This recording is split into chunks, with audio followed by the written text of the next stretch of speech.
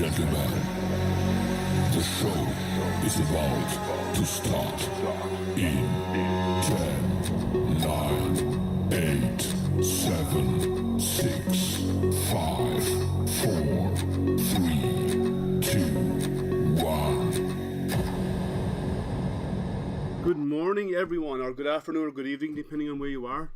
Hope you're having a good day or have had a good day. Welcome to AstroPrinter, and today we're going to be talking about a new printer that has not yet been released. I don't believe anybody has shown this printer yet.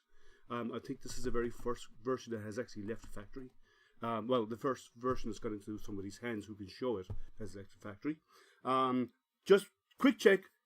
Everyone please let me know if you can hear me. If the video is good, if the sound is good, please comment. Let me know, please. I want to make sure everything is going okay. And I'll do a quick check. Hey, Spring, how are you? Thank you for joining us. I know it's really late for you. It's 11 p.m. Let's see. We have Critic. We have Yoav. How are you guys? Hey, Carl. Who else is out there? Hey, Jerry. 3D Printing and Painting. If you haven't checked out Jerry's group, 3D Printing and Painting, you should check it out. It's a good group. And he's actually doing a giveaway, and he reaches 2,500, and he's very, very close to that. So get in there to Jerry's group and join the group, and subscribe to his YouTube channel as well, 3DHP, and he'll be doing a giveaway once he reaches 2,500, I believe. Let's see who else is out there. Hey, Carl, everything sounds good. Excellent. That's what we want to hear. So I hope everyone's having a good day. I have a little story to tell you about this. There's been a bit of an adventure when it comes to this printer. I was dealing with the guys at a SeedMaker, and they were sending me a printer, and they did, and it arrived in pieces. Now, it wasn't their fault. It was shipping. It was, thank you, DHL. It was shipped, and the box was damaged. It was actually damaged inside the printer, which is kind of hard because it's a metal case, but the insides of it were actually damaged. And anyone who has been... Oh, Dave, you're going to stay for a short while. Any support at all is always welcome. You know that, Dave. Thank you. So, it arrived damaged, and I reported it back to them what happened, and they said they were going to get me a replacement, and it took them a while to get me a replacement. It'd be a week or so, 2 weeks to get the replacement out to me. The replacement arrived in a wooden crate. I don't have the wooden crate here with me, but it arrived in a wooden crate to make sure that it arrived in one piece, which is kind of nice, right? To make sure that I got it in one piece. Let's see who else out there. Dave, can we stay for a while? Carl is unboxing printers today. I don't know who else is unboxing, but let me know who else is out there doing unboxings. This will not be a super long unboxing because it's a resin printer. There's no build. You basically take it out of the box, you stand it all together, you pour in some resin, and you hit go, right? Hey, Chris, how are you? Hey, John, how's life? Those of you who don't know, John has been recently started to follow me. John is actually a member of my astronomy club, and he's a buddy of mine. And also, he's also involved with NASA like I am. So we actually do a lot of stuff together with our astronomy and outreach with NASA. So welcome. And also, John is a new 3D printing supporter and 3D printer. He's actually got a printer recently, and he's been getting in more and more into it. He's actually enjoying it. So it's kind of cool. He's learning. So, as I said, it arrived damaged, and this one arrived in good condition. It looks in really good condition because it was in a wooden crate, and it did not rattle when I picked it up, unlike the last one. The last one I picked it up, I turned it on this side, and I heard pieces falling around the side, and that was never a good sign. So, oh, Jerry's, yes, Jerry's doing an unboxing of the Prusa kit. I don't know if anyone else has actually done the kit. They normally get the mostly build Prusa, but Jerry's got the Prusa kit, which is actually going to be unboxing at 3 p.m. That's 3 p.m. his time in Vegas. So that's 6 o'clock here on the East Coast. So let's get down with the unboxing. We'll have a look at the printer. I won't keep it up here for the whole duration. I'll get it out of the box, and I'll get rid of this box because it's just consuming real estate up here on the desk. Now, let me go over quick specs of it. It's a 4K mono resin, first of all.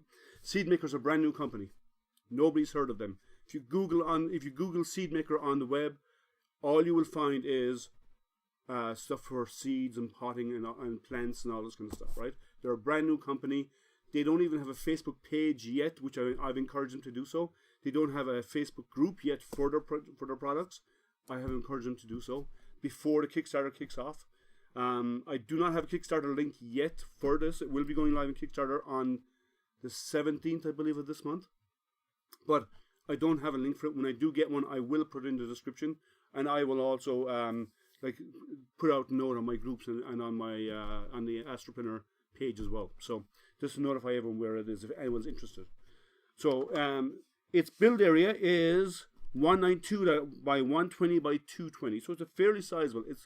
It's similar to the Mono X or in build area, very, very similar in size. It may not be exactly, but it's close enough to be deemed.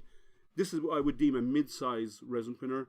Most people at home will not be buying a large resin printer because they go into the thousands of dollars. This, I believe, will go live on Kickstarter for about $400, or maybe even slightly less. I don't have the actual price, but I believe it's around the $400 price range for a 4K resin, which is not bad, I think.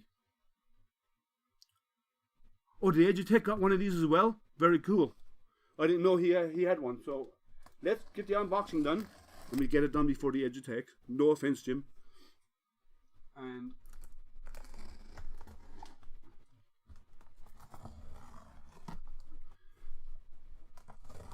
so since I got one of these already that was damaged, I know there's nothing on the SD card, so I've done a cheat. Since I had one that was damaged and it's still here, I actually went and sliced a small file, just a calibration file.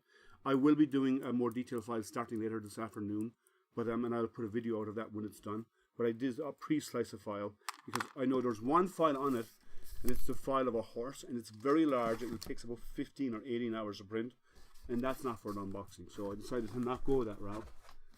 So let's get this well padded. Goes for the trash. I'm going to stand this up on edge and pull it out of the box. It's going to be the easiest way to do this. So I take it up here, and it comes out as one piece. Oh, maybe it won't come out so easy. Maybe I'll have to tip it over. All right, let's do this the easy way, or the hard way.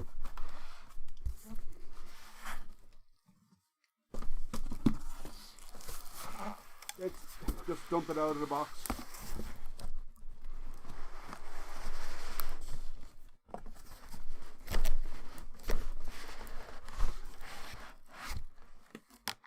Okay, nothing falling out to break. Okay, box for the trash.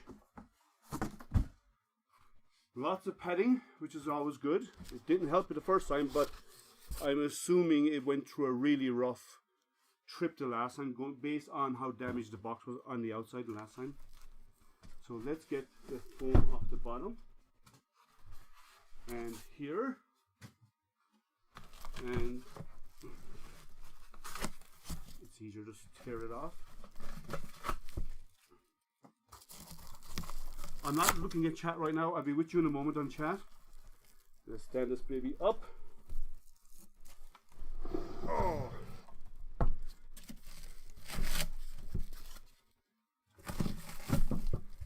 And there she is.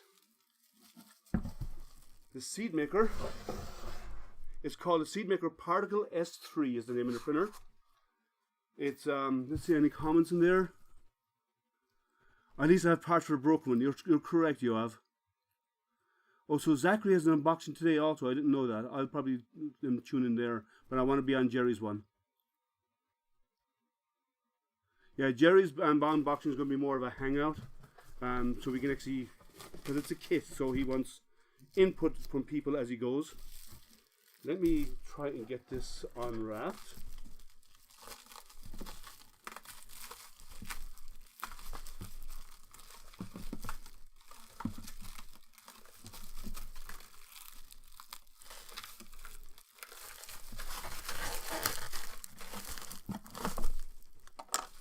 Let's see, better resolution now. Okay. You're behind the firewall, and you're VPNing, so it's probably affecting your feed anyway. Thing. Excuse the noise.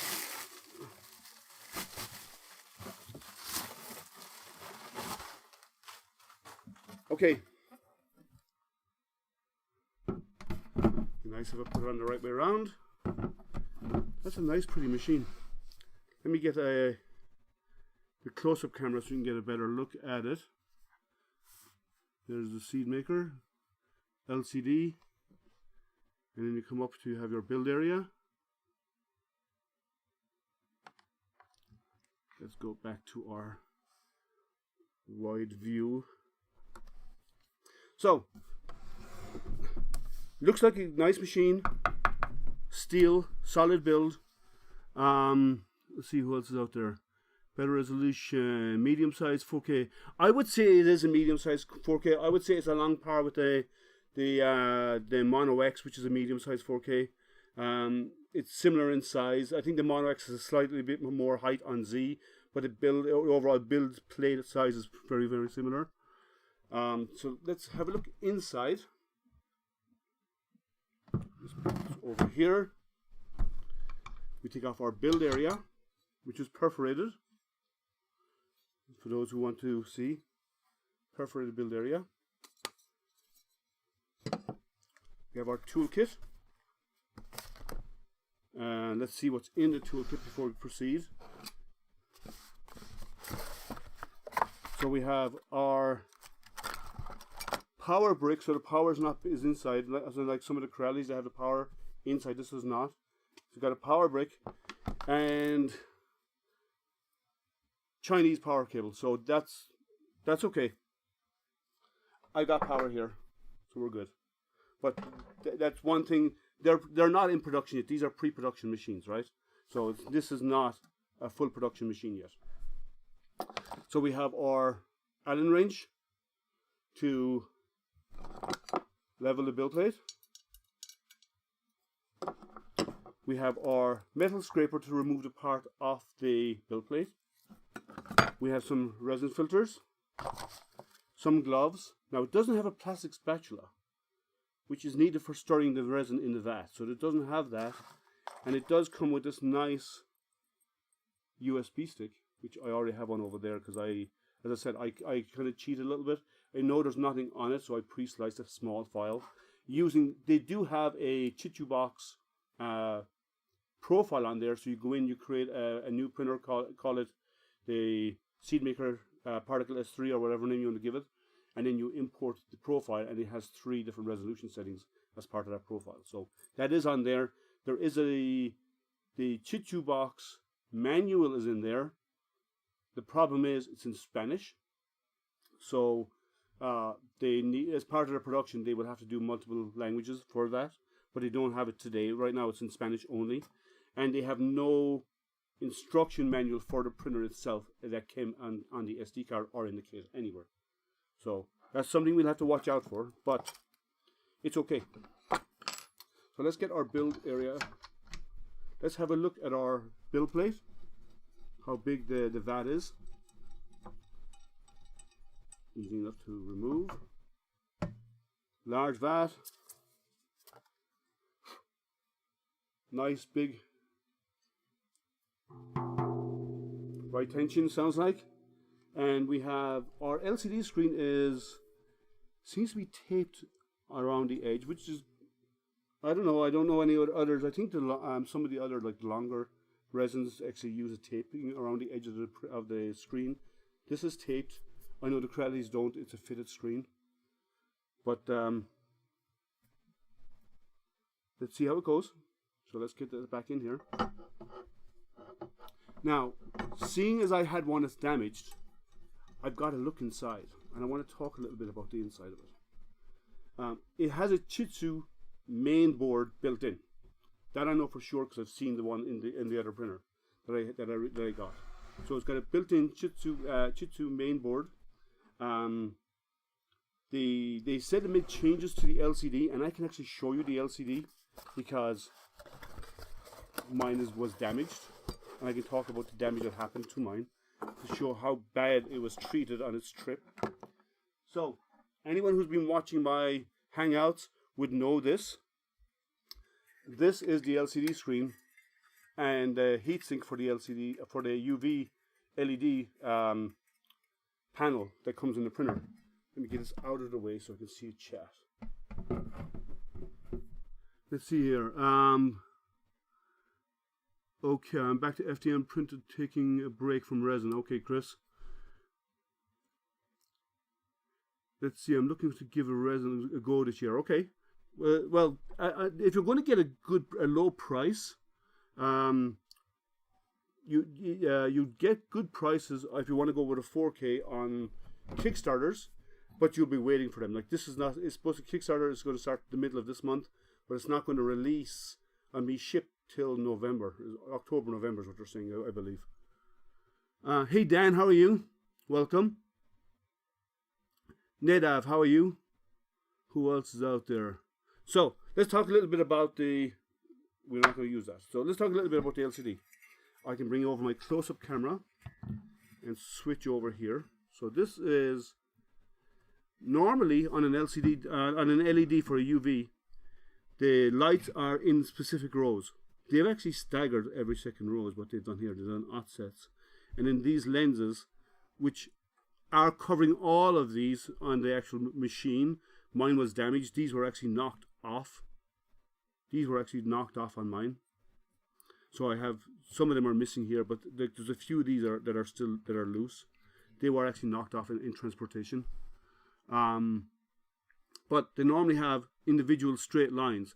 They've actually put a lot more LEDs on this for the UV light, and they've staggered them, and as well as that, they put lenses on it to actually spread the light out. So they say it's superior protection and superior even coverage of the UV light on the screen, on the LCD screen, when it's printing for exposure. Okay, being 4K resin, the average exposure time is about 2 to 3 seconds, is what they're saying, and they have their profile. They've set it to 2-second exposure.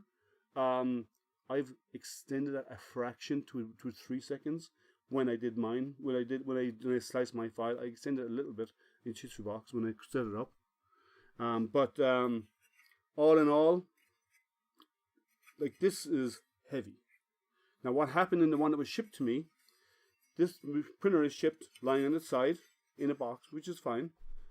But the way it was dropped so hard from whatever height it was dropped from.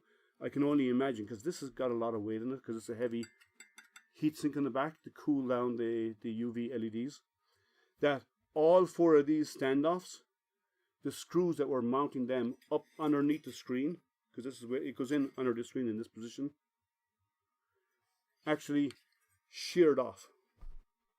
Clean. Completely sheared off, all 4 of them. That'll tell you how much force and how bad it was handled in transportation. The next one was delivered fine. Now, I will say the original box did not have any fragile, did not have any this way up, did not have anything like that, warnings on the outside. The crate that this came with had stickers and warnings written all around the box and on all sides, so there's no way you could miss it. So that's probably what protected this. So I have recommended that they use those warnings, like the this way up and the fragile and so on, handle with care signs on the outside, because of that. But this is what it looks like on the inside. And underneath there, then there's a fan, and the fan blows up here, cooling this, and then using this connector. I can show you the close-up screen.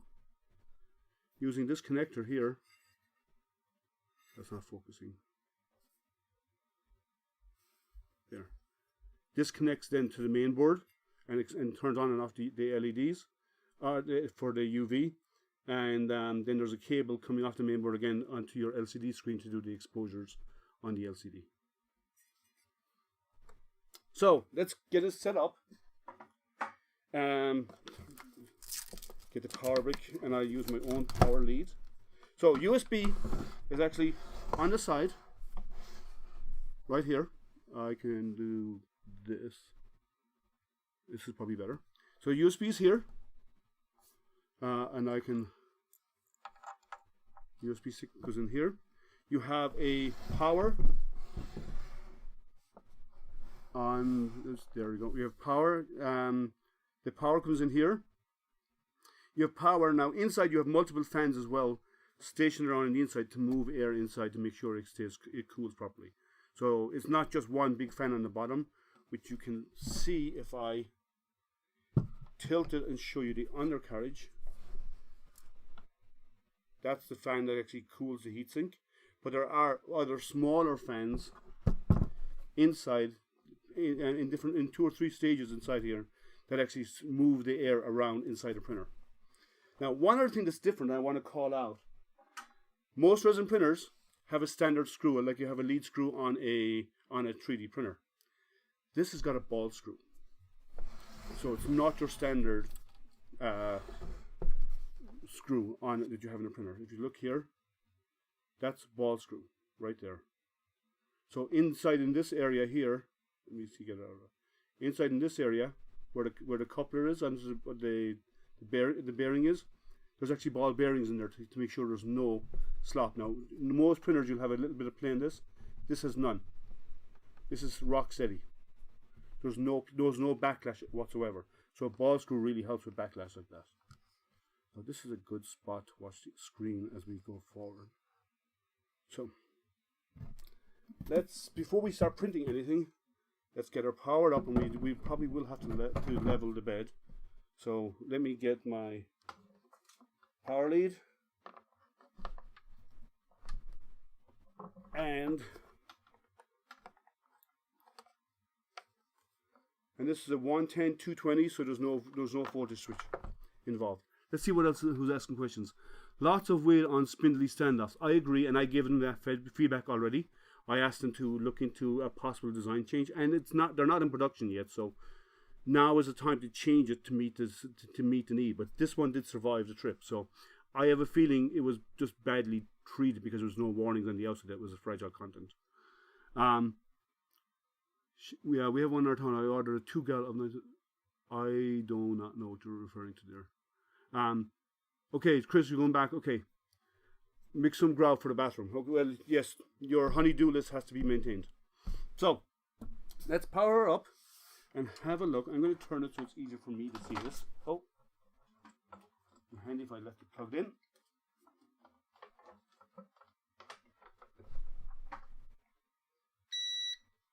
And I'm going to turn the screen so I can see it, and I'm also going to bring this camera over here so you can see it. How's that? That looks good? Alright, so we have tools, system, and print. In tools, we have manual. Oh, it's not manual. Oh, manual control. Okay, that's fine. Oh, well, let's turn it off again. I hate the home button. And I don't want to home it because I haven't loosened the mountings for that yet. So we'll go to tools. We have exposure, we have set 0, we have back, we have clean, which exposes the whole. The clean option exposes the whole screen. So if there's any parts you think, pieces you think might be stuck to the base, you do a clean, and it actually exposes the whole screen and hardens the whole width of the vat.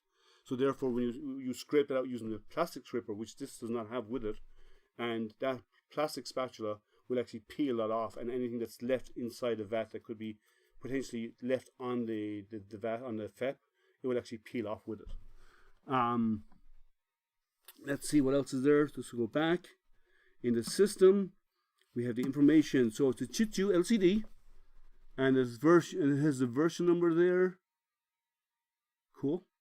And you can turn on and off the audio if you don't want to hear the beeps every time it does something.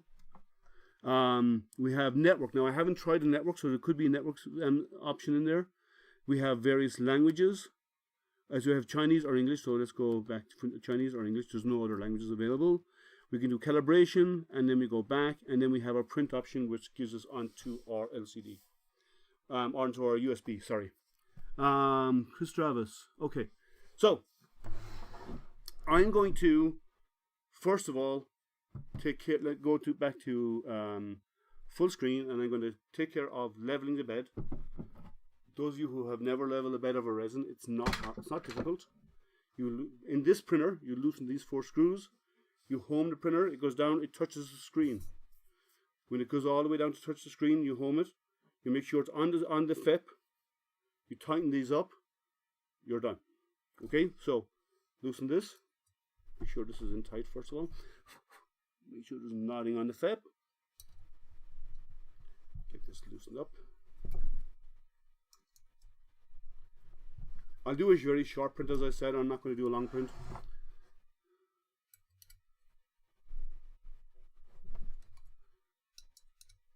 I do have a model, and I don't do a lot of models, but I found a nice model that I'm going to use for the test. Okay, that moves freely. I think I'll loosen it a bit more. Seems to be a bit. Okay, that's better. That's what we want. Right, so let's go with our mixed. Let's go with the close-up cam, so you can watch what's happening here, and you'll see then on the small screen. So we go to Tools. That's okay, and we go to System. That's okay. Where am I? Manual, and I'm going to home everything.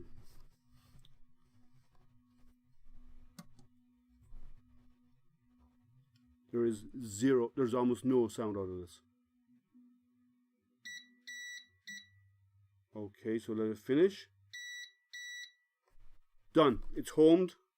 Let me get this out of your way so you can see, and I'll pick it back up in a moment. So it's homed. Just get our push down a little bit and tighten these up.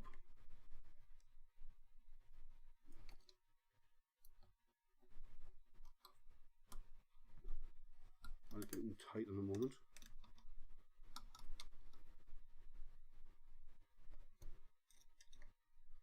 Now, some people say you should level, and I think it might vary from printer to printer.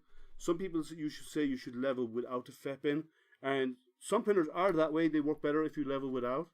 They give no instructions, so I'm erring on the side of caution, and I'm going to level with the FEP in place.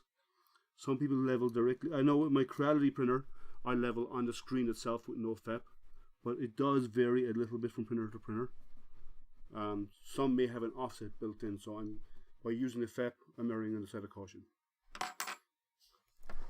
So that's done. Go up 10 mils, and let's bring up our Z-axis out of the way. See if there's any. Okay, no more comments. Okay, good. Okay, let's get this all the way up so we can get some space here. I don't know if anyone can hear, but you can hear this. I mean, you can. It's barely audible.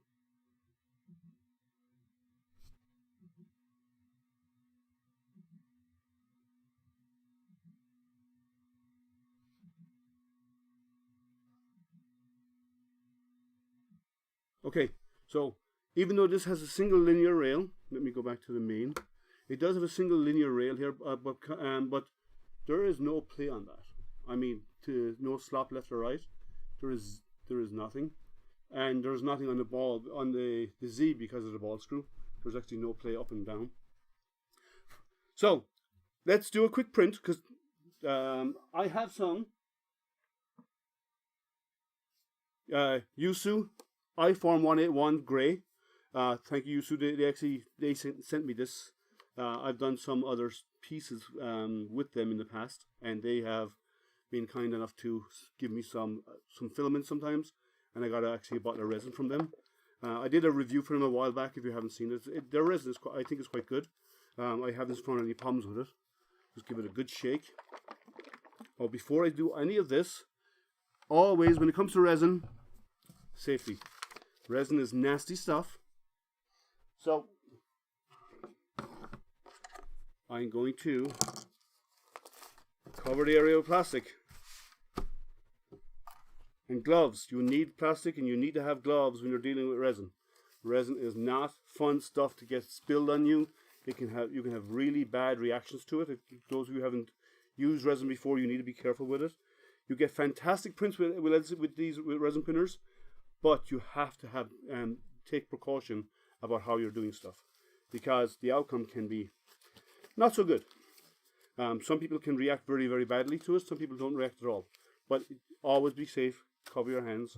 Cover your any skin that's going to be exposed to resin. Cover it. Do not handle parts. There's a little mark there. Do not handle parts that come out of a resin printer by hand. Anyone have any questions about the printer or anything else? Okay, I shook it a little bit earlier, so this is a brand new bottle.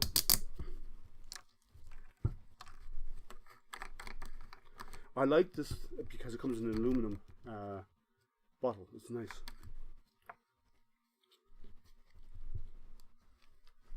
Rain-X is great in the FEP for suction. I agree, and I'm not going to do it for the very first print, but I agree with you. Rain-X is a good solution for your FEP.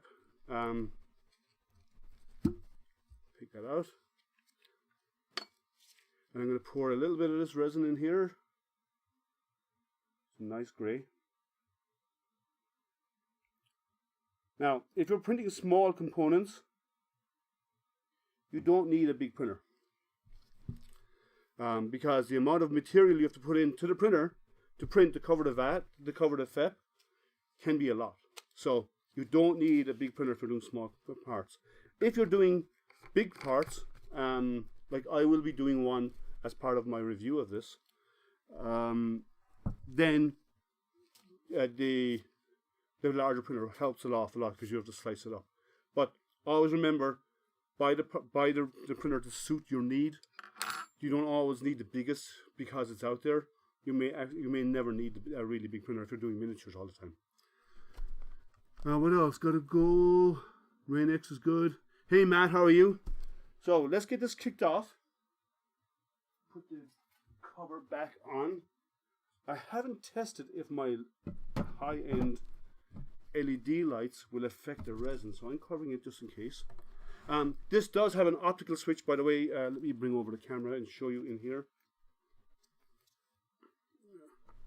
It uses an optical switch on Z, and there's our nice grey resin in the vat. We're ready to go. And I'm going to do a 2-in-1 where you can see the close-up, and I'm going to keep it on the screen so you watch what's going on. So let's get it going. So we go back. We'll go back again. We go to print, and I created a file earlier, and this one's a test file. There is another one in there that's a horse, as I said, and it's very large. So I'm going to do my test print that I have set up, and we're going to hit go, and let's hope everything goes well. This should only take about 30 minutes. It's not a long print, maybe 30-40 minutes at most. I did a fairly fine detail layer, and I'm not going to do a normal rinse and wash. I actually have a container, an old M&M's container with some IPA inside it, just to wash it off afterwards.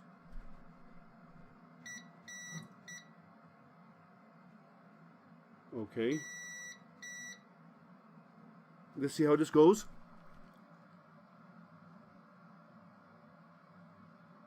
Yeah. Actually, I have a resin lapse on the way. It's not here. It's been shipped, I believe. Well, I got it's been a label was printed for it. I don't know if anything has been happening to it. It hasn't actually started its trip to get to me yet, but hopefully I'll get it early next week. So the first couple of layers in this are 8 seconds, I believe, long, or is it 10 seconds is what it's set up to by their profile. And then every other layer after that, they set it at 2. I extended it to 3 to make sure, but I can always do a test at 2 to see how it goes. I'm not going to do it here because I want it to be successful. So hopefully it'll work fine here. Mr. and Mrs. Diesel, how are you? You came in just as we're starting to print to see how this printer goes. That light is actually blinding that screen. 1 second. Let me use the box it came for the tools, and it will actually get it out of the light's glare, and I can point at the screen better that way. No, it's the light from the window that's coming in actually. There you go. Now you can see what's going on the screen. So, 4K resin going live on KickStarter on the 17th, I believe it is, of this month. I'm guessing it's going to be around a $400 mark, which is not bad. Most resins are about $600 or $700, like commercially. So you're getting it for about half the price. But you do have to wait till November for this machine. So just to quickly go over, it does have on the Z. It has ball screw, not a standard lead screw. So there's no slop on Z. It does have a single Z-axis linear rail, but there is zero slop left or right, none whatsoever. It came out. It was really tight. There's no play at all in it. So chances are it's going to be a pretty sturdy build. They have designed this to be a strong, sturdy machine. That is their whole goal, is to bring. Well, what they're saying, their marketing is they're bringing in a business level machine for home users, is what they're doing, right? So that's the first couple of layers going already. Any questions out there? No one? These are normally full of chats and questions and how does this work and how does that work, and I'm not getting any of those today. It's quiet. No questions whatsoever. This is going to be way too easy, or actually it's going to be way harder for me because I have nothing to talk about. So, on another note, the other printer, I don't know if it's repairable or not. That arrived damaged. I'm not sure if it's repairable. I have to see in the next. I have to work at it to see if it is, but I don't know if it is. But either way, there's a few components on it that if anything dies on this, I have some components I can salvage to use on this machine if anything goes bad with it. So I have to wait and see. Its build area is 192 by 120 by 220, so it's similar to the Mono X in build volume. It's very, very similar to the Mono X in build volume.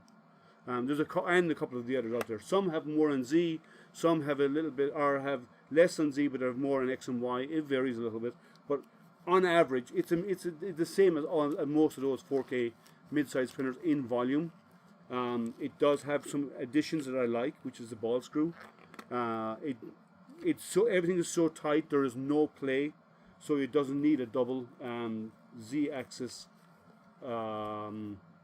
linear rail. It has a single, but it's all it needs actually. It's really strong and robust as it is, so it doesn't need anything so far that I've seen anyway. Besides the design recommendation I made to them, and there's a few other things about documentation that I will feed back to them. If they're not already on chat, I'm not sure if any of you guys are out there if any of the SeedMaker guys are actually on chat. But if you are, please chime in. You're more than welcome to, because this is here for you to talk about your product. So if there's anyone out there from SeedMaker who's actually on the live chat, the live feed, please feel free to chime in on chat. Let's see what else they said. The main features are an 8.9-inch 4K monochrome LCD screen, which is a 3840 by 2400 resolution, and all 4Ks are long lasting, and so it's about 4 times longer than a normal RGB LCD screen. Also remember, on a resin printer, your LCD is a consumable. They do wear out over time, but the monos last longer than the standard RGBs. Supports offline printing. Okay, I'm assuming that means with the USB. Easy to control, high definition color LCD touchscreen, which is nice and easy to use. Monitor the printing process through built-in webcam. That never happened. In the initial, that was a mistake. They were talking about putting a webcam built in here, but it never happened. It may be in a future version, I don't know. It'd be nice to have a webcam built into a resin printer, if that webcam could actually do time lapses built into the printer. So you make it longer and actually have a camera mounted here inside in it, and it actually do the time lapse built in. That would be kind of nice. High strength aluminum alloy body, yes it does. All CNC made. Fast printing 2 to 3 seconds per layer, which I have it set on 3, but their profile says 2, and I will do a test at 2 seconds a layer. The industrial grade ball screw, yes, it does, and it does make a difference. There's no slop at all whatsoever on your Z-axis. Let's see. So it's a customer grade resin, a robust customer grade resin printer, industrial precision. New LED lighting, which I showed you the LED display, and those of you who haven't seen it, this is what their LED. I can bring up their. Let me do 2-in-1 for this. I know this way. Their LED display, this is what it looks like. So they're offsetting every second row to have better coverage on the screen, and then they're using these lenses to spread out the light. It's not just an exposed LCD screen. Some, instead of doing individual lenses, they actually do a lens plate that goes over it, with each area carved and curved to match. But this is not. This has individual lenses for each LED. Let's see what else it says it has here. Running, it's quiet. And there's no fan in the enclosure where the resin goes. So there's nothing moving the odor of the resin around. I can barely smell anything, and I'm standing right beside it. So over time, I'm assuming there'll be a small bit of odor escape. But there's actually nowhere for there's nothing in there to move the air inside this compartment. So maybe not. Maybe there'll be no odor out of it. We'll see it by the end of the print. Let's see here. I'm using for inspiration to fix my resin printer. Okay, looks like it made up a lot of metal, so it was thinking that's the. Yeah, there is. It is. Actually, this is aluminum on the outside, but inside this aluminum is a metal steel frame underneath this that everything is attached to. So even the Z axis is attached to a metal steel frame, and the aluminum is kind of like a layer coating the outside of it, because this is actually bolted on the outside. So that's where there is a lot of weight in it, and because the power brick's on the outside, it's not actually built in like some of the other printers have, like Creality have a built-in power supply. All the weight is actually on the base of the frame. There's a lot of weight in that machine, but it's sturdy. It's going nowhere. Like once it's up on your built surface, it's not moving. And even if you move it around, because there's no slop on the Z-axis, because on the Z screw, and because it has a linear rail, there's no movement either up or down or left and right. There's no slop whatsoever. So it's actually going to go nowhere. Now let's see what else they have in here. Smart and safe on-off operation. So it actually has a power saving mode, so it actually shuts itself off after a print, which is kind of nice. So if you're printing overnight and you leave it and you come back the next morning, it's not sitting there for 4 hours powered on. Or if you go to work and it's not sitting there for hours powered on, it's going to shut itself off when the job is done. I think we have to check the settings for that, but I'm sure it says it has that. Now, the Wi-Fi feature, if it does work, is nice. Now, I don't know if you can upload over the Wi-Fi, but my chances are you might be able to monitor it over the Wi-Fi if the Wi-Fi works. I will try and join into my Wi-Fi later on. Didn't have time right now. We don't need on the Wi-Fi to do a test print, but I will. Of course, that's why we're here. It has no vents at all. So some of the printers have a fan built in, and they have a carbon filter in there, and a vent coming out the back, and there's a fan blowing. Now, my Creality has that, and because it has that, it's blowing because the filter is not consuming all of the fumes, so it's not filtering all of them, and it does get a strong odor from them. This has there's no air moving around in here whatsoever, so there's no need to and it's not being filtered. So there's nothing to push that air around inside the into the room. So I'm standing right beside it, and I don't smell any odor from it. So I don't think it's going to be a problem.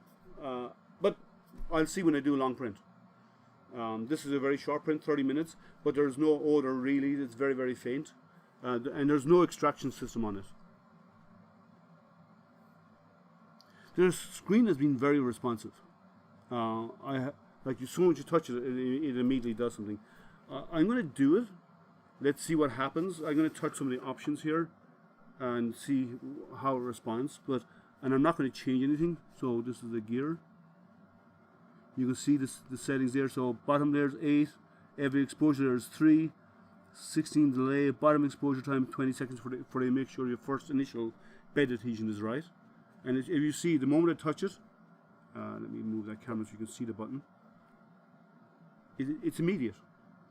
So there's no delays, there's no time delays in interacting with the screen that I can see right now. It seems to be pretty responsive. I know some LCD screens can be a bit sloppy. You push them and you wait, and you might have pushed the button 2 or 3 times. This seems to be very, very fast, quick response. So I just hope that the first layer attached. Let's see. I don't hear it peeling. I'm trying to listen closely to see if I can hear it peeling. So layer goes down. Okay, 3 seconds.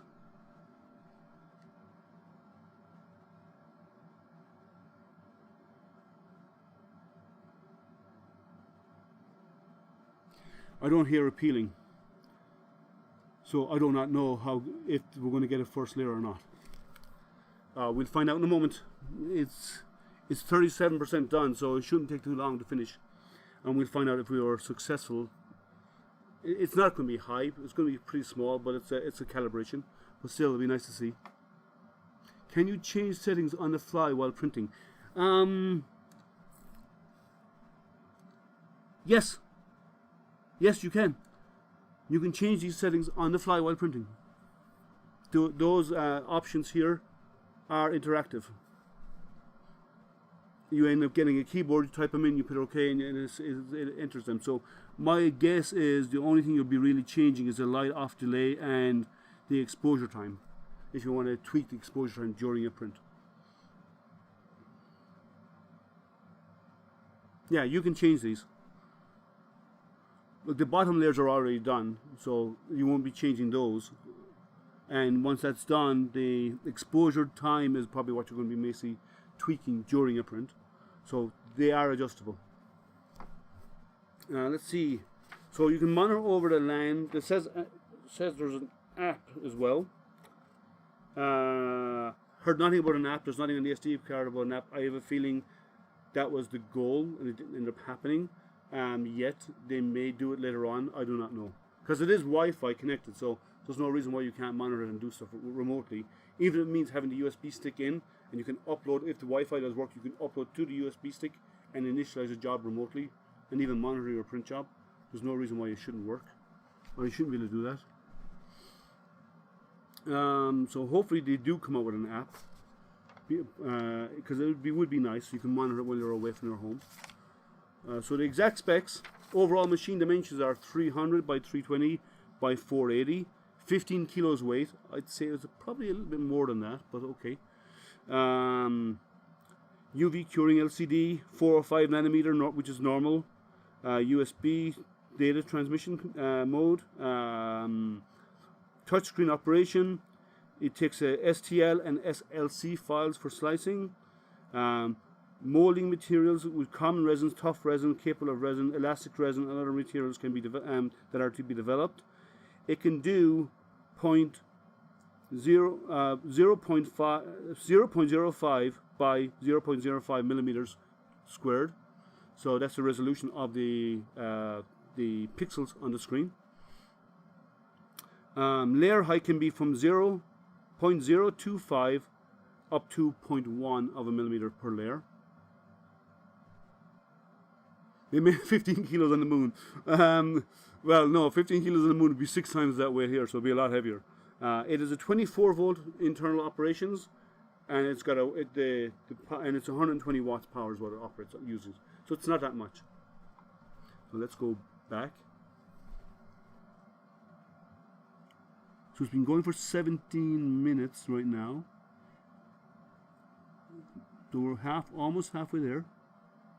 Cool. So about 42 minutes completion. One thing that I'm not sure of, it is a new machine, so I don't know. I don't hear the FEP peeling as it lifts, so I'm not sure if we've got a good first layer, but we'll find out shortly. We may not. it may, just because it's new, there may be zero, the adhesion might be minimal, so I'm not hearing it. Or it could be that the FEP is so tight that there's no real peeling, so we'll find out in a moment. Hey Amanda. Amanda is a teacher and a fellow nerd, and a 3D printer, so it looks, yeah, it is really quick, Carl, because the normal LCD screens have are RGB and clear, right? Or some people say L for luminance. So a normal LCD screen, that in the old LCD screens you'd get were RGB. So that means every pixel in a block of pixels of 4, you'd have an R, G, a B, and a clear, right? Or black and white. And what would happen on the old ones is the UV light would destroy the other pixels very quickly, because they were never used. They were never exposed. And the black and white one would be exposed, but you're only really using 1 pixel. But they end up going bad because of this, and they go bad fast.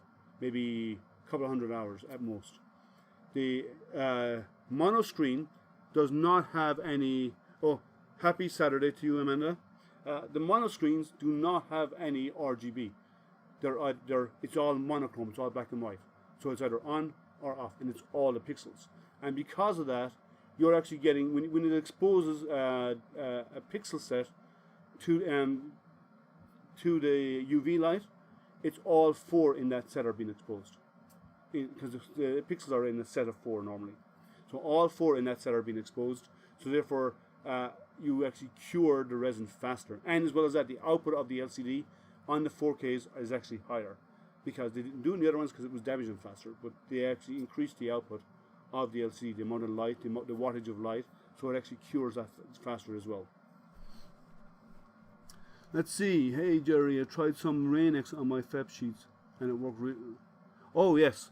For those of you who haven't done it, and Jerry actually put me onto this because I don't do an awful lot of resin, but if you put standard Rain-X, spray a little bit onto the FEP when the FEP is clean, and rub it all over and let it dry, okay, and then wipe it off afterwards, because you have, otherwise you'll leave a little bit behind. So you wipe it off with the blue shop cloths, not normal household cloths, because the normal household cloths, like the towels, paper towels, are actually kind of coarse, but the shop towels are not. They're smooth and they clean out really well. They don't scratch your FEP.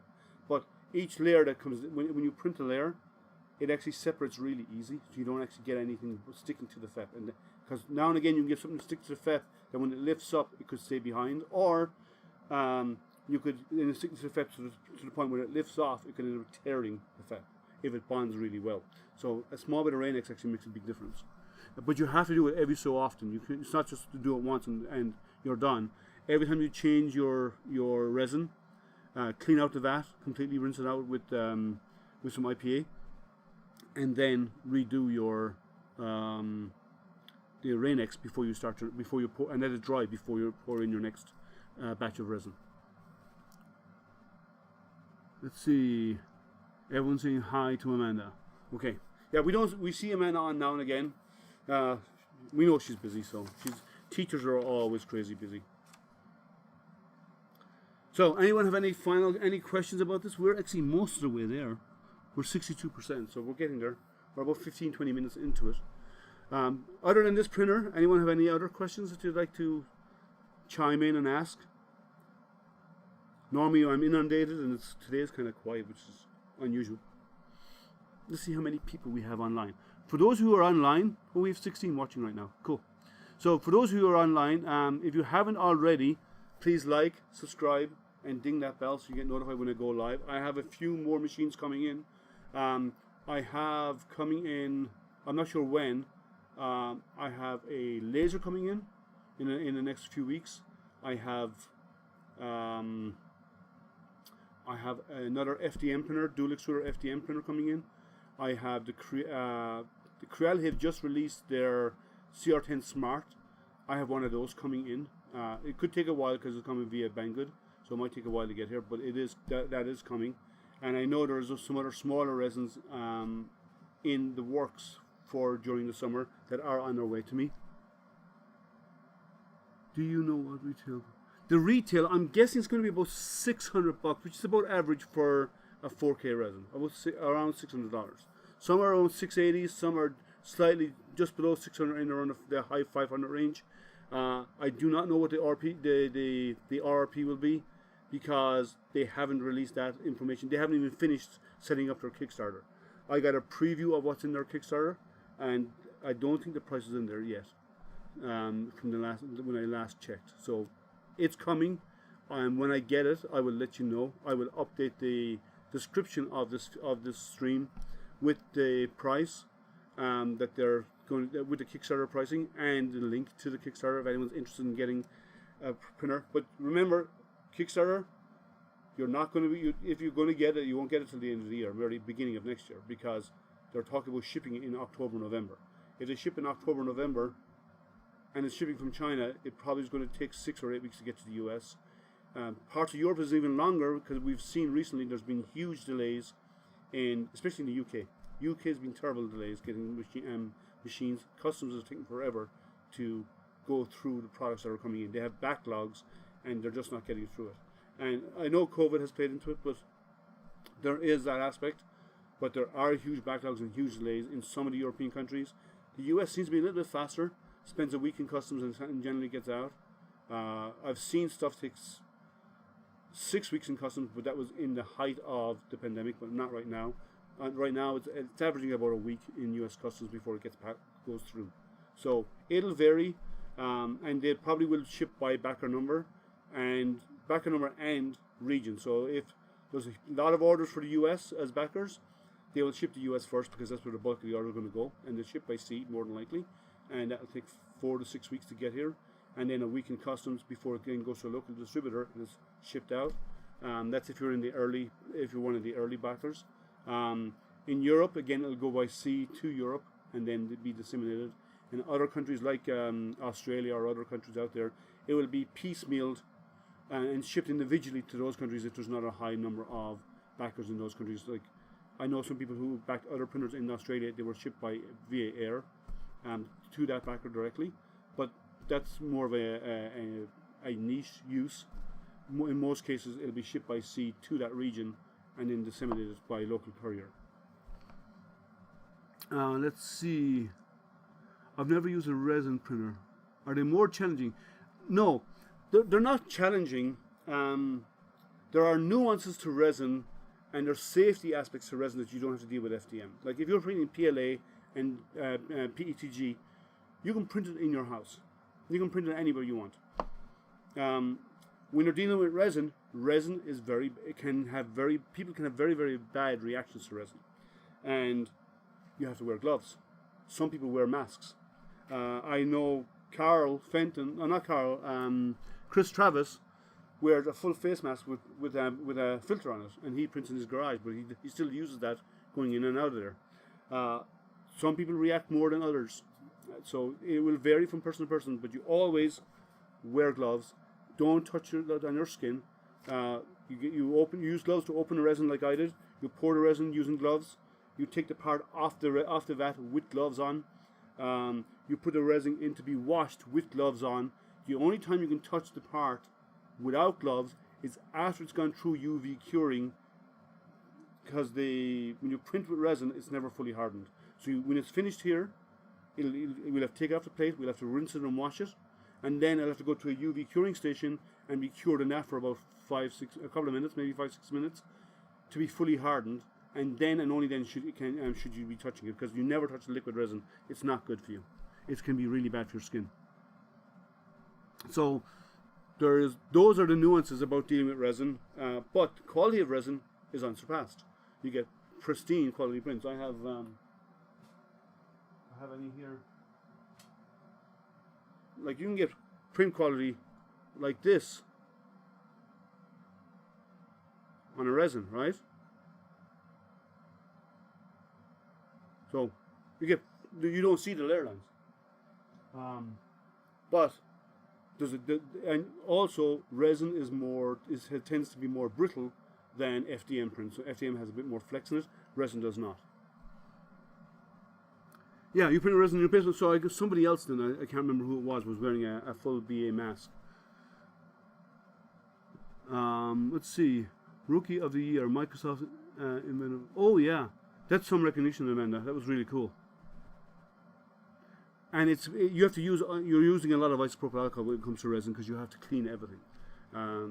Like you can't expose it to the sunlight because the sun will harden it. Because sun gives off 4 or 5 nanometer UV light.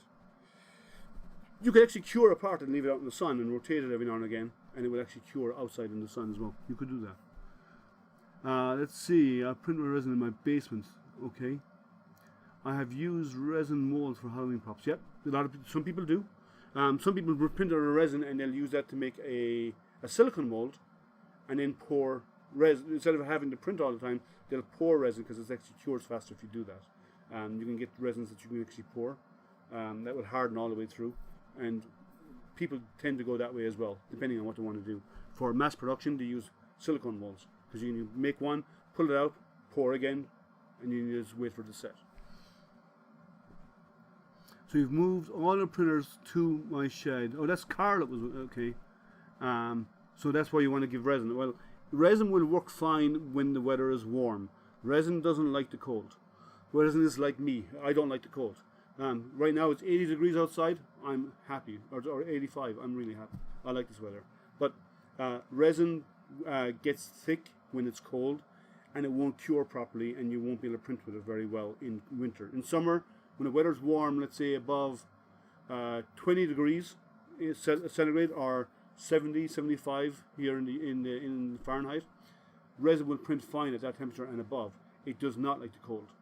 It gets thick, it gets gloopy, it doesn't mix well, and you end up getting failed print after failed print because of it.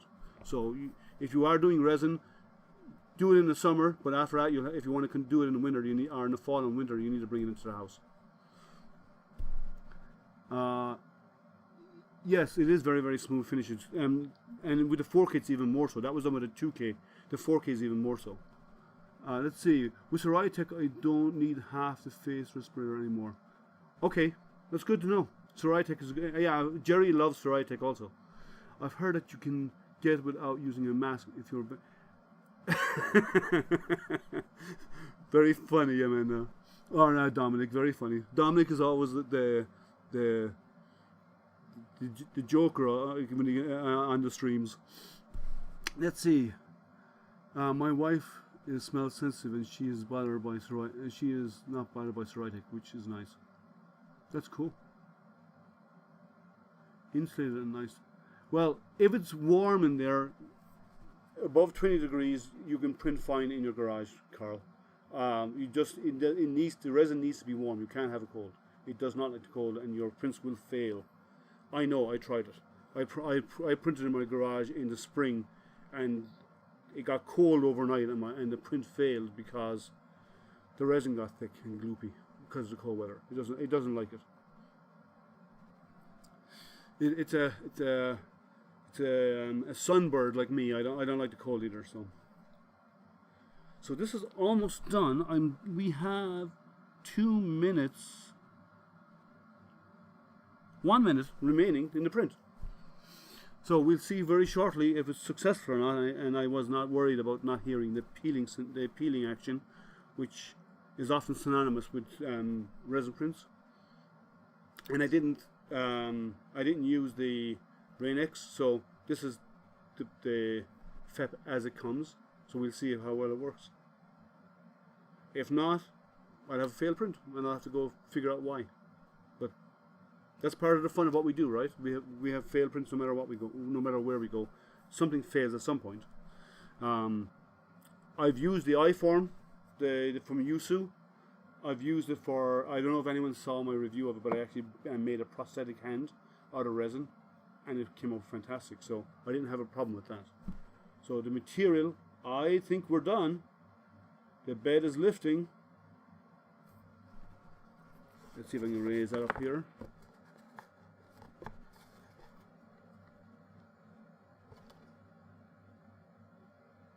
It's rising.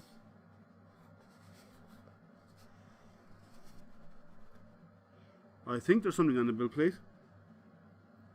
Let it finish and we'll have a look. Let me take the camera back down and I'll have a look when it's done. Just waiting for it to say We'll go up to the top of Z.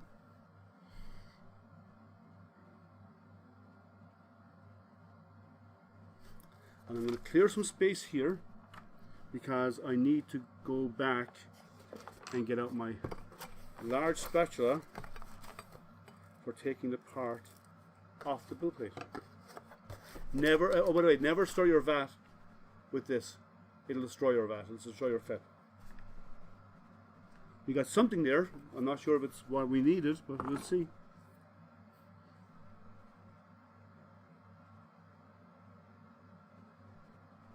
Okay, that's high enough. Stop.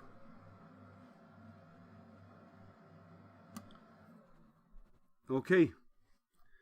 Shall we see if it was successful? I was so happy I was able to buy more FEP sheets for the Anycubic Photon Mono. It was out of stock. But you can get FEP of that size from anywhere. Like I know there's a lot of manufacturers that have FEP, so you don't have to get it for that. You can get it slightly bigger as long as the physical size is okay. You can trim it off afterwards. Let's see how we did, if at all. If it was successful. So remember, glove up. Now the one thing that this does not have, and I'll have to make one for it, I'll have to design one and make one, is a mounting bracket that mounts on here, and then you put your build plate at an angle. I have one for my Creality, and I'm going to have to do one for this, because you want that to be able to drip the resin off the build plate like so. We have something. I do not know how successful it was, but let's just get this to drip off a little bit. We'll have a look, we'll take it off, we'll rinse it. I have a little container with some IPA in it. I buy generic FEP. Yeah. As long as it's the right size, it should be fine. The thickness can affect how long it lasts. But yeah, you don't have to buy from the manufacturer of the printer.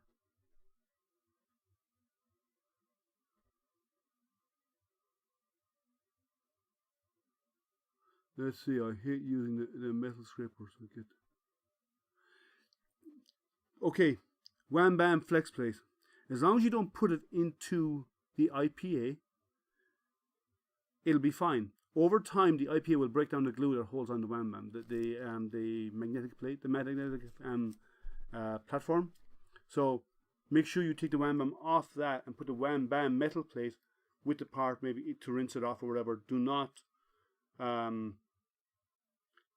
keep IPA away from the magnetic pad, because it will eventually break down the glue on the magnetic pad.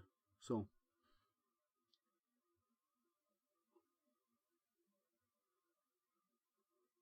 let's see. I buy generic FEP or fall. Shane, my mono has some sort of goofy. Okay, I'm going to take this off as is because it's on. I have plastic here anyway, and I'm going to get it off. And before I do that, I got a makeshift IPA in a little container just to scrape it off. This might have been a fail. I think it is. And that's okay because I just need to tweak settings. So let's get this rinsed and see what it looks like.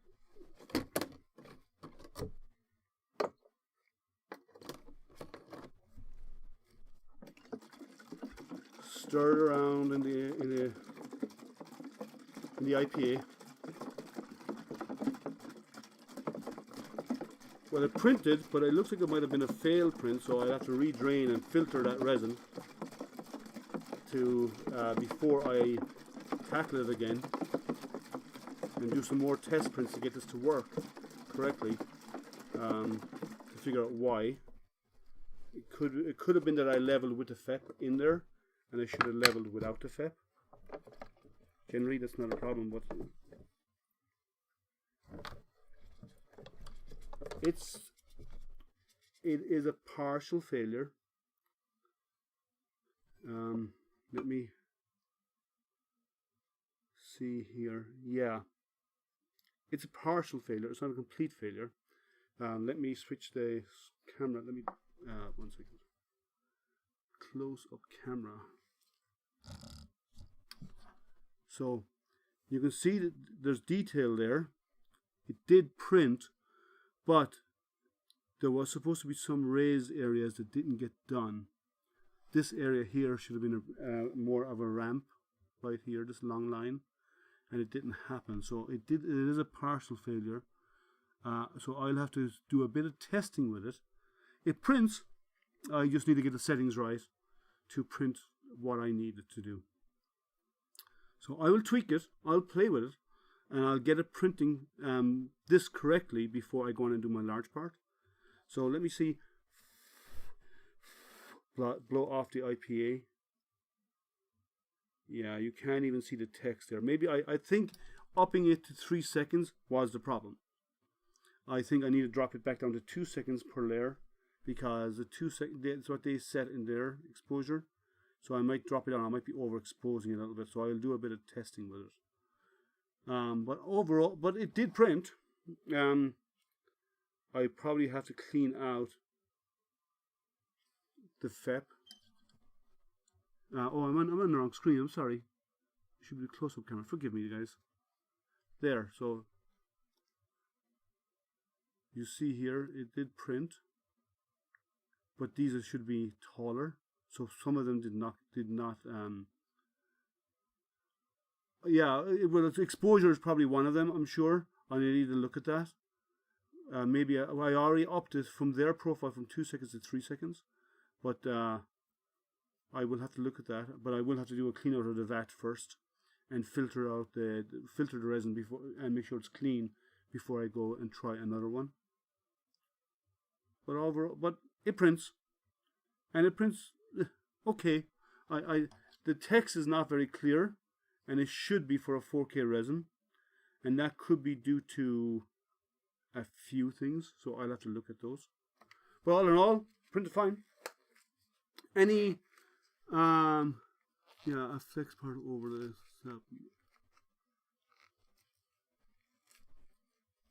Yeah, you don't put the build tape. Good. Let's see. Is that one of those molded things? I'm not sure what you mean by that, Shane. Can you explain a little bit? Could you run the clean function instead of draining the vat? Yes, and I probably will do that. I will run the clean function. Some people never use it because they drain the vat and they filter it back into the bottle, because you do get filters with it, and then that makes sure there's nothing floating around in the resin. If there's something stuck to the vat, the clean function solidifies the whole base, and then you have to peel it off using a plastic scripper. But it didn't come with a plastic scripper, so I'll have to get one from one of my other printers. But you could do that if you think it's stuck to the vat. I'm not sure if it's stuck to the vat. So I'm going to, just in case, I'm going to do a clear. I'm going to clean it out in a while, and then run another test print and see how that goes. Because I want to make sure I get it to a point where it's printing. Because if you leave stuff behind on the FEP or in the resin, and the build plate comes down to it, you crush that onto the LCD screen, and the layer is 0.5 of a millimeter. And if that's greater than that, you're actually pushing that piece of cured resin against the screen, and it will crack the screen. You do not want to do that. Hey, old curmudgeon, how are you? You came in late. We had a partial successful print. We just need to do a bit of work on settings, but I will do that offline to get it correct. But I got a partial. Let me show you here with this hand. Let me go a split.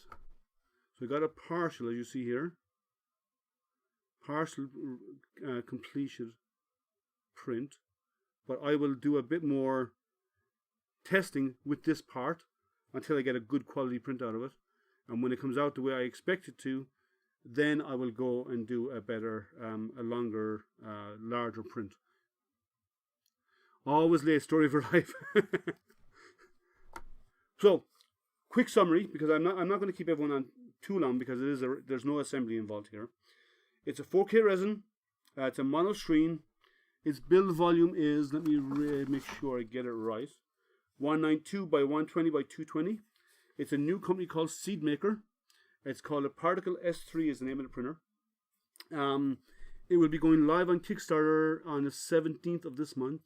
I do not have a price of it on Kickstarter. I'm guessing it's around a $400 mark, but I'm not sure. And resins of the mid-size resins like this are average about $600. So you're saving yourself about 30% if you go with Kickstarter. But they're talking about delivery around October, November, maybe even later than that, depending on when they get going with production. Break-in Makers doing a video series for future slice settings for resin printing. Okay, that's good to know. Let's see what else out there. Yeah, I think they may have. I have to check their printer settings. They may have in their profile. They may have the rasterizing enabled, or I think it's called rasterizing, where it actually softens the edges. If they have that turned on, I may try to slice with it turned off, because that may be affecting it as well. It's why the text is not clear, because it would kind of blend them a little bit and it's set too high. So I may have to tone that down. It's a decent volume. It's a good mid-size. As I said, it's probably similar to the Mono X. Jerry, I think you have the Mono X. I'm not sure what the build volume of that is, but I think this is very, very similar to the Mono X. Aliasing, that's it. That's the word I couldn't remember. I'm sorry. Yeah. So I think aliasing is enabled. Now I have not touched this. Let me put on my glove again to put this back in place. But always wear gloves when you're dealing with resin, guys. Always wear gloves when you're dealing with resin.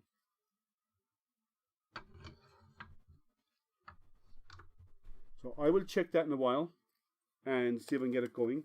So if there's any final questions anyone has about the printer or resin printing or printing in general, please speak now or forever hold your peace. We can, yeah, what he said, okay.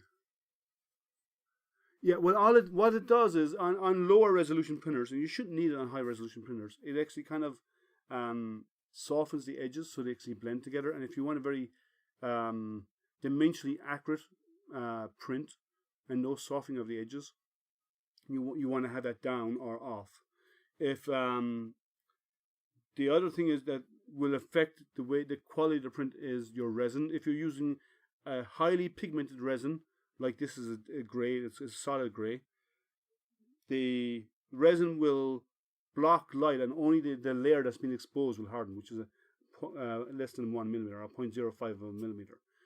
If you have clear resins, you get less dimensional accuracy because you get light bleed on the resin. So when it's exposed, because it's transparent material or semi-transparent depending on what you're using, light can actually bleed deeper than what you're doing. So you have a sharp angle that you're printing, and let's say, I don't know, I have nothing here. Let's say you're printing a sharp angle, and what will happen is the light will, even though the light's exposed only in that area, it will bleed into the surrounding area and soften it. So what should have been a sharp corner will actually be a softer, rounder corner because you get light bleed onto it. You don't get a sharp detail when you use clear resins. So the more pigment that's in the resin, the more detail you get. Any other questions? Any other comments? Any other queries about the printer or 3D printing in general? We can talk about that. Or if not, if you want to get your day back, I'll go back and tweak these settings and see if I can get a better print out of it. So, SeedMaker, brand new company. If you haven't, you may be hearing more about them in the coming weeks. I believe this is the very first unboxing of the printer. It's the very first print of the printer in the public eye. So, and it was fun. It wasn't perfect, but it was fun. And I will tweak it to get it perfect because I have a large model I want to print as part of the review. So let's see, how many people do we have out there right now? 16, cool. So remember, guys, don't forget to like, subscribe, and click that thumbs up. And remember, there is a link up there at the top. If you want to support the channel, there's a PayPal link on the top. It's appreciated. Anything that any donations for the channel to help keep it going. I do a lot of printer unboxings. I have a couple of more coming up throughout this summer. I know for sure that they're on their way. I may even have an unboxing of a laser in the next week or two, depending on if it was shipped on time. There's a new laser coming out, and there's one on it. I believe there's one on its way to me. I am going to put it through its paces, but I might as well do a live unboxing because it's getting ready for release at the end of the month, I believe.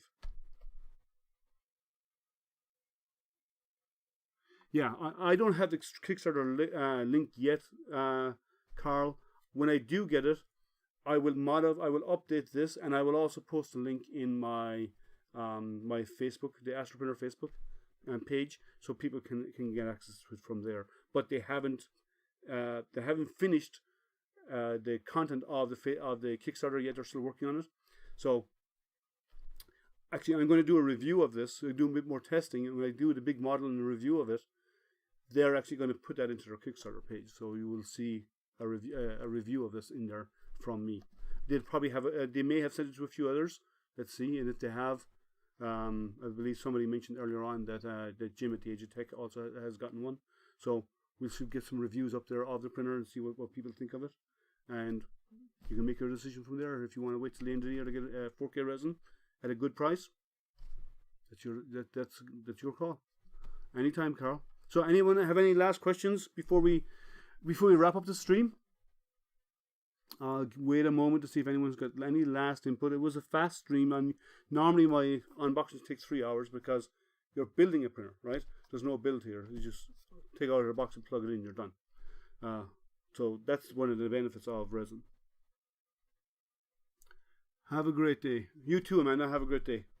So it looks like we're going to wind up because we don't have any other questions out there. Okay, so I'll do some more testing. I will post updates on my Facebook and on my Instagram, and I'll put them out on Twitter about how the prints went, with a bit of tweaking of the settings, and I will let you know that those changes I made. It looks like it's a good machine. I haven't seen any problems with it yet, other than the mounting that I said of the LCD panel or the LED panel underneath the screen. But we need to look into that. Jim did say he was going to get a hold of you. Oh, okay. Well, remind him. Tell him to reach out to me if he wants. He's free to do so. You send him my information. You send him to my page, wherever you want, and I'm happy to chat with him. A great stream as always. Thank you. Happy to. I'm glad you enjoyed it.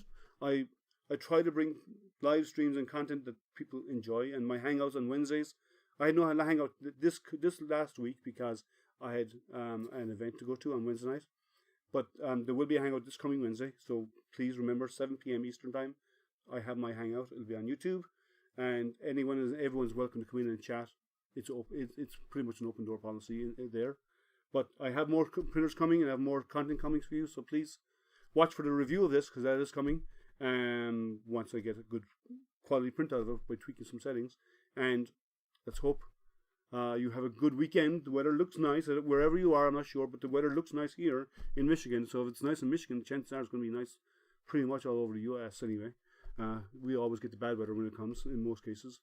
And also smash the like button, ding that bell, subscribe, so you get notified by when I do more streams. And I hope you have a good day and a good weekend. And remember, stay safe and stay healthy. But most importantly, stay printing. Have a good one, guys. Take care.